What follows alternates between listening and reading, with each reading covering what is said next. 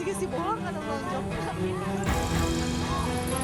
Inilah video amatir warga yang viral di media sosial memperlihatkan kerumunan orang yang tengah mengeroyok seorang pria. Peristiwa itu terjadi di Jalan Raya Limbangan, Slawi, Garut, di mana seorang pria berinisial AP menjadi bulan-bulanan massa lantaran dirinya diduga telah melakukan pelecehan terhadap RA. Peristiwa bermula saat warga melihat adanya percekcokan antara AP dan RA yang diduga dilecehkan. Saat ditanya warga, RA mengaku bahwa dirinya telah dilecehkan oleh AP. Warga yang mendengar pengakuan RA pun langsung tersulut emosi dan langsung menghakimi AP. Motornya jatuh, nah udah didiriin sama yang di depannya, nah langsung ribut. Mungkin cekcok lah gitu. Nah terus sama saya tadi tanya karena istrinya ayah-ayahan gitu. Nah kata saya teh diam dulu gitu. Nah udah diam, kenapa bisa nangis sampai segitunya? Kata dia teh dicuil, katanya dicuil apa? Ini ketiak ini katanya gitu. Nah udah gitu terus si cowoknya yang nyuilnya itu mohon minta maaf. Polsek Limbangan yang menerima laporan pun langsung membenarkan terkait dengan insiden tersebut. Polisi pun menjelaskan peristiwa tersebut merupakan kesalahpahaman dan kini persoalan itu sudah diselesaikan secara kekeluargaan di mana AP dan RA sepakat untuk berdamai. Dari Garut, Jawa Barat, Fi Solihin, iNews melaporkan.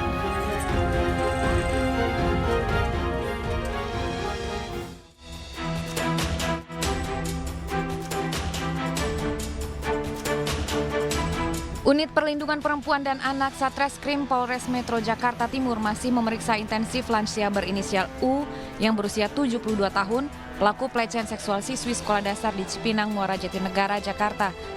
Dari hasil pemeriksaan sementara terungkap jika pelaku sempat mengancam korban agar tidak mengadukan kepada siapapun dan harus menuruti keinginan pelaku. Akibatnya korban kini trauma dan harus mendapat pendampingan psikologis. Atas aksi bejatnya itu, lansia yang juga tukang servis sofa keliling itu dijerat Undang-Undang Perlindungan Anak dengan ancaman hukuman 15 tahun penjara. Modusnya, si kakek ini memang mengakui perbuatannya yang mana dia merasa ada nafsu melihat anak-anak itu dengan alasan dia suka dengan anak-anak itu. Ada ancaman terhadap korban bahwasannya jangan bilang kepada siapa-siapa. Lanjut, memang si pelaku ini cukup temperamen ya, mungkin ya itu tadi anak korban dalam kekuasaan si pelaku ini yang mana anak korban cukup ketakutan di situ. Sebelumnya, diiming-imingi akan diberi uang jajan, seorang bocah sekolah dasar menjadi korban pelecehan seksual saat pulang sekolah di Jalan Cipinang, Muara 3, Jatinegara. Dalam rekaman CCTV, pelaku seorang pria lanjut usia menggunakan sepeda mendekati korban di dalam gang yang sepi lalu melecehkan. Aksi ini sempat dicurigai ibu-ibu pengendara motor yang melintas. Karena mengenal, ibu ini sempat mengajak korban untuk ikut namun ditolak. Pelaku yang belum puas kemudian mengejar korban dan kembali melecehkan korban di depan pos RT dengan korban dijanjikan akan diberi uang jajan.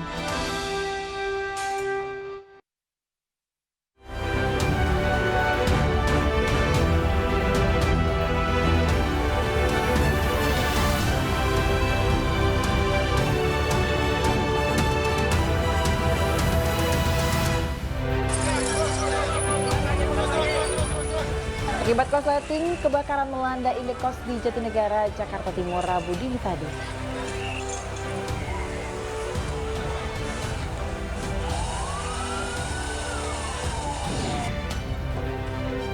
Jaksa menuntut Mario Dandi 12 tahun penjara serta pembayaran ganti rugi 120 miliar rupiah.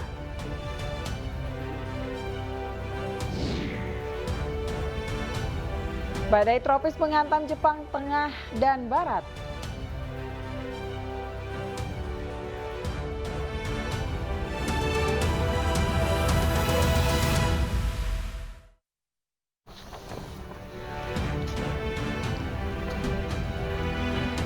Halo, selamat pagi pemirsa. Kami hadir kembali dalam iNews Pagi untuk melengkapi informasi Anda pagi hari ini. Ya, selain 3 berita utama tadi pemirsa, kami juga telah menyiapkan sejumlah informasi menarik lainnya. Bersama saya Aya Nufus. Dan saya Bayu Pradana. Pemirsa, inilah iNews Pagi selengkapnya.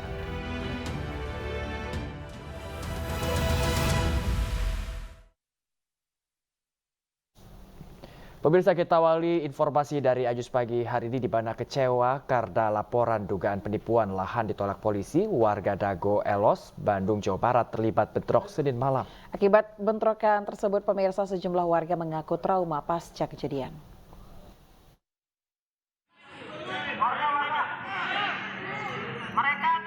Aksi bakar ban dan pemblokiran jalan dilakukan warga di kawasan Dago Elos, Bandung, Jawa Barat, Senin malam. Aksi ini dipicu lantaran warga kecewa usai laporan mereka terkait adanya dugaan penipuan lahan seluas 6 hektar yang kini ditempati warga ditolak oleh polisi. Untuk membubarkan aksi, Polrestabes Bandung menurunkan tim pengendali massa dengan senjata lengkap serta sempat menembakkan gas air mata ke arah permukiman warga. Selain itu, polisi juga mendobrak rumah-rumah warga untuk mencari pelaku aksi. Akibat kejadian ini, sejumlah warga mengaku trauma. 4 orang warga dilaporkan menderita luka akibat kejadian ini.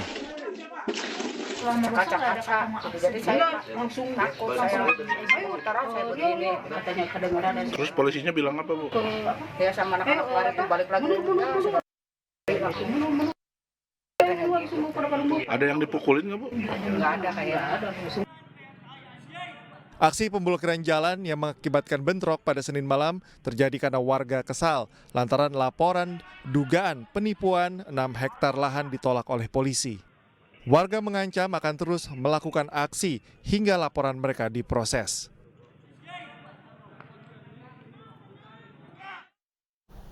Akibat sengketa lahan sawit, pemirsa, puluhan petani di Kabupaten Pesisir Barat Lampung bentrok dengan puluhan yang diduga preman. Ya, kejadian ini membuat 4 petani sawit menderita luka bacok dan 1 mobil pengangkut sawit terbakar.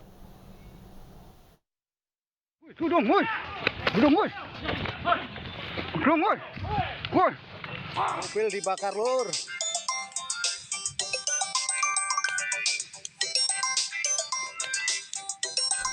Bentrokan terjadi di perkebunan sawit Simpang 5, Kupang, Pekon, Marang, Kecamatan Pesisir Selatan. Bentrokan dipicu sengketa lahan sawit yang diperebutkan petani dengan perusahaan.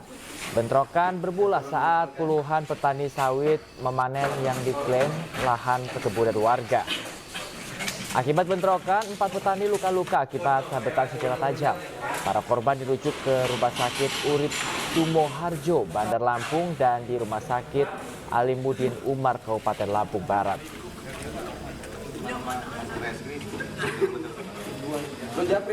Sisi katanya siang itu ada mau datang preman, sangkap itu cuma lah ancaman aja, nggak kita gubris. Nah, kita juga manen tempat petani sih, bukan kita ngerampas atau kita maling, Pak. Jadi udah kita ikutin aja. Nah, udah kita mau pulang itu kita berhenti di ujung aspal itu nunggu teman di belakang, udah kita parkir di situ, tahu-tahu tuh rombongan mereka datang pakai mobil itu, mereka turun nggak kompromi lagi.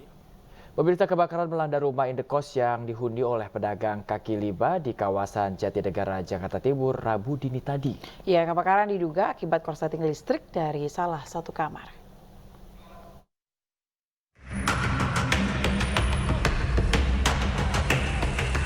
Warga dan pedagang kaki lima jembatan hitam di Jalan Jatinegara Timur, Jakarta Timur panik ketika kebakaran melanda sebuah bangunan indekos. Banyaknya material yang mudah terbakar membuat kobaran api terus membesar di bagian atap bangunan. Petugas pemadam kebakaran yang tiba di lokasi langsung melokalisir area bangunan yang terbakar dan melakukan pemadaman agar tidak merembet ke bangunan lainnya. Kebakaran diduga akibat korsleting listrik dari salah satu kamar indekos. Ada kebakaran dari depan. Ya pas saya lihat, dari sini juga udah rendang panas pada. Ya saya lari di sini. Itu Bapak kebetulan lagi dagang juga? Lagi dagang. Di sebelah mananya, di depannya? Di depan pintu. Itu timbul api dari mana tadi, Pak? Api katanya dari belakang katanya. Dari atas? Iya, dari kosan sana. Tidak ada korban jiwa, sementara api berhasil dipadamkan 1 jam kemudian.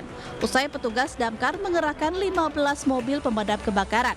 Dari Jakarta dan Helmi Sajangbati, iNews melaporkan. Pemirsa, kebakaran menghanguskan 8 lapak pedagang di tepi Jalan Sudiang Raya, Makassar, Sulawesi Selatan. Ya, banyaknya material yang mudah terbakar membuat api cepat membesar dan sulit dipadamkan. Kebakaran dibakar. Kobaran api melalap 8 lapak milik pedagang di tepi jalan Kelurahan Sudiang Raya, Makassar, Sulawesi Selatan.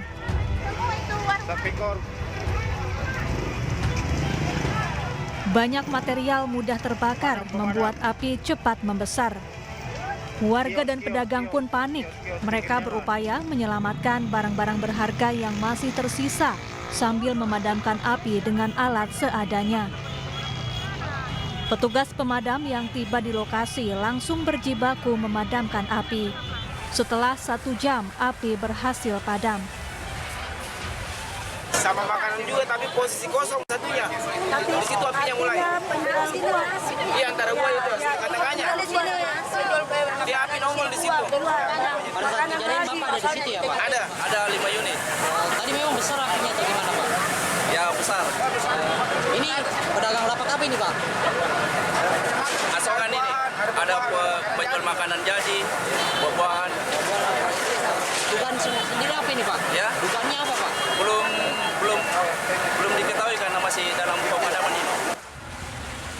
Tidak ada korban jiwa dalam peristiwa ini. Diduga kebakaran terjadi akibat korsleting listrik. Dari Makassar, Sulawesi Selatan, Wahyu Ruslan, iNews melaporkan. Ya, kebakaran hebat menimpa 52 kapal ikan di Pelabuhan Tegalsari, Kota Tegal, Jawa Tengah. Polisi menduga kebakaran terjadi akibat human error.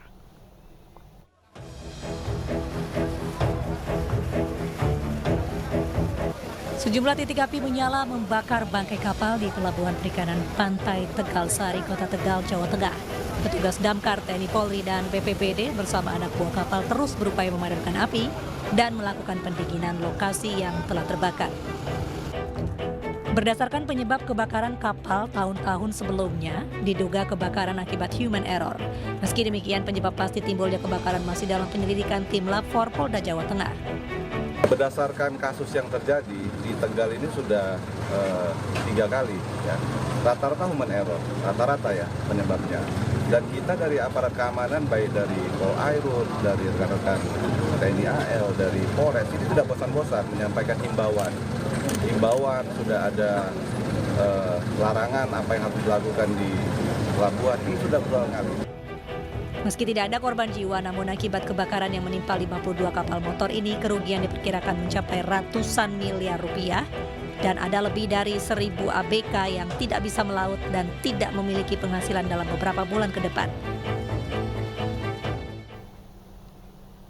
Pemirsa, 4 wisatawan asing asal Australia dan 2 warga negara Indonesia yang kapalnya sempat hilang kontak di perairan Aceh Singkil ditemukan selamat.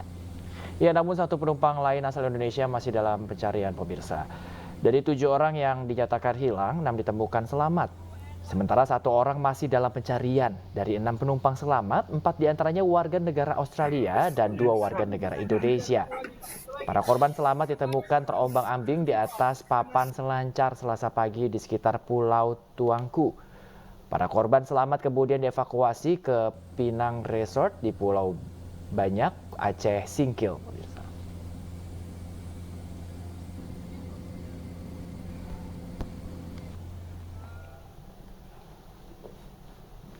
Ya, polisi meringkus pelaku penyiraman air keras terhadap pelajar SMK yang terjadi di Pulau Gadung, Jakarta Timur. 1 pelaku lainnya masih diburu.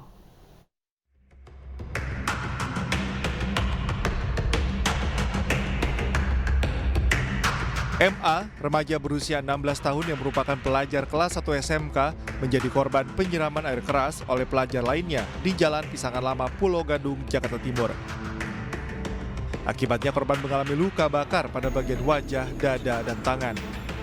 Unit Pelayanan Perempuan dan Anak Polres Metro Jakarta Timur yang melakukan penyelidikan akhirnya meringkus 1 pelaku utama berinisial HA berusia 17 tahun. Saat ini pelaku tengah menjalani pemeriksaan guna kepentingan penyidikan. Dari tangan pelaku, polisi menyita barang bukti berupa 1 botol yang digunakan untuk menyiram air keras kepada korban, 1 buah tas, dan 1 unit sepeda motor yang dikendarainya saat kejadian. Sementara polisi masih melakukan pengejaran terhadap 1 pelaku lainnya berinisial RA yang kini telah masuk dalam daftar pencarian orang. Pelaku yang masih dalam pengejaran tersebut berperan sebagai pengemudi yang memboncangi pelaku utama. Penganiayaan yang mana anak pelaku melakukan penyiraman air keras kepada anak korban. Perlu diketahui bersama bahwasannya pelaku juga anak dan korban juga anak.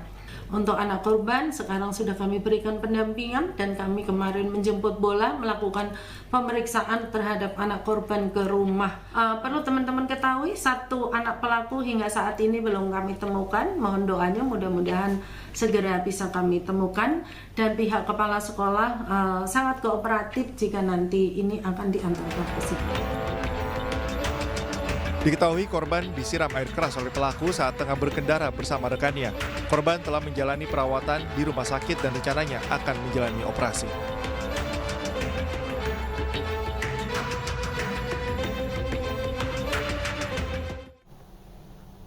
Ya, pemirsa, pria terekam kamera CCTV mencuri susu bayi di mini market. Aksi pencurian susu ini sudah 2 kali terjadi.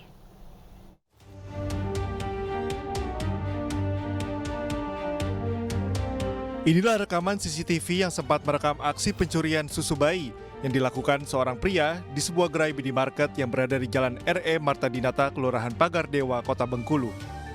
Dari rekaman terlihat pelaku mengambil sekotak susu berukuran besar, lalu memasukkannya ke dalam celana. Sambil melihat situasi, pelaku lalu pergi meninggalkan minimarket.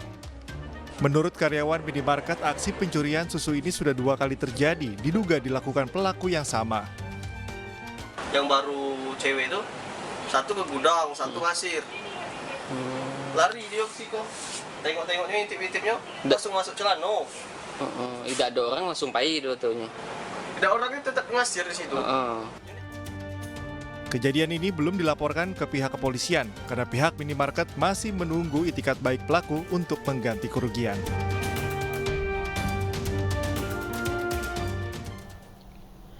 Kita ke informasi lainnya, pemirsa, wanita berusia 38 tahun ditemukan meninggal dunia di ruang tamu rumahnya di Kabupaten Magelang, Jawa Tengah.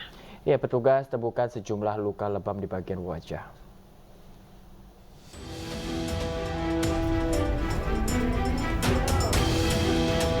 Seorang wanita berusia 38 tahun bernama Nur Hasanah ditemukan tewas di rumahnya di Desa Wadas, Kecamatan Kajoran, Magelang, Jawa Tengah. Jasad korban ditemukan oleh orang tua dan tetangganya yang curiga karena korban tidak keluar rumah sejak Minggu sore. Warga akhirnya membuka paksa pintu rumah korban dan menemukan korban sudah tergeletak di ruang tamu. Ditemukan pula sejumlah lebam di bagian wajah korban. Ditemukan korban dalam keadaan meninggal dunia di ruang tamu di lantai bawah. Kepada Polsek Kajoran selanjutnya dilakukan pemeriksaan, dan karena ditemukan di bagian dahi dan mata sebelah kiri terdapat lebam, sehingga dibawa ke RSUD Muntilan untuk dilakukan otopsi guna pemeriksaan lebih lanjut. Berdasarkan pemeriksaan polisi, sepeda motor serta ponsel milik korban turut raib. Usai dilakukan otopsi di RSUD Muntilan, jasad korban langsung diserahkan kepada pihak keluarga. Hingga saat ini hasil otopsi korban masih dalam proses penyelidikan Satuan Reskrim Polresta Magelang. Dari Kabupaten Magelang, Jawa Tengah, Puji Hartono, iNews melaporkan. Gelaran ospek mahasiswa baru Universitas Brawijaya Malang viral di media sosial. Laman media sosial Unibrau dipenuhi komentar melalui dari mahalnya perlengkapan ospek hingga banyaknya tugas yang diberikan panitia secara mendadak.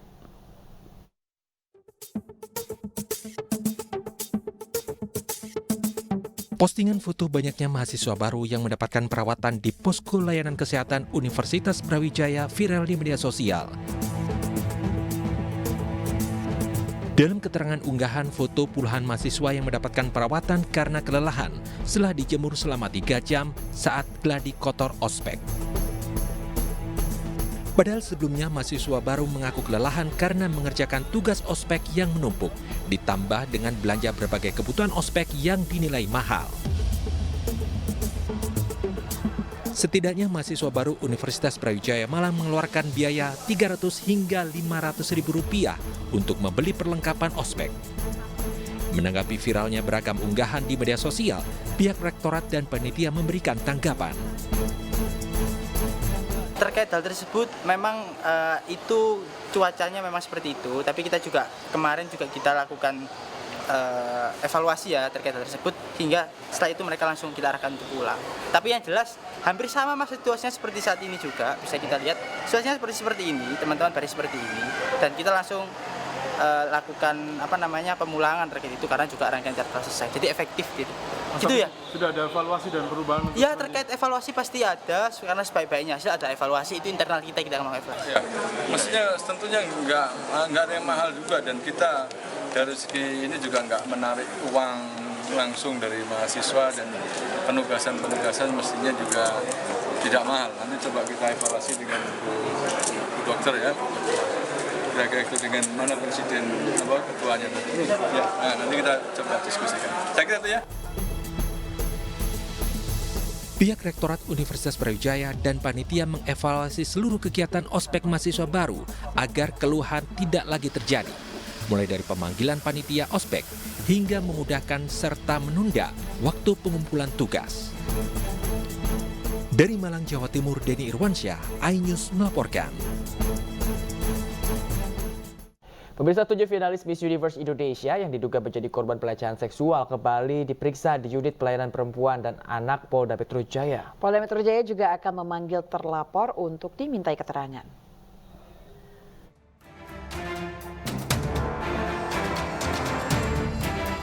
Tujuh finalis Miss Universe Indonesia 2023 didampingi kuasa hukum memenuhi panggilan pemeriksaan penyidik Unit Perlindungan Perempuan dan Polda Metro Jaya.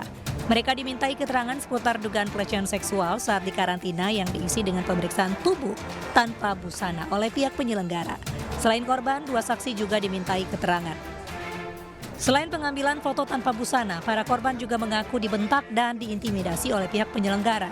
Gambaran terkait karena ada beberapa perbedaan dari keterangan masing-masing korban ini tentang bagaimana dugaan pelecehan itu dilakukan terhadap mereka.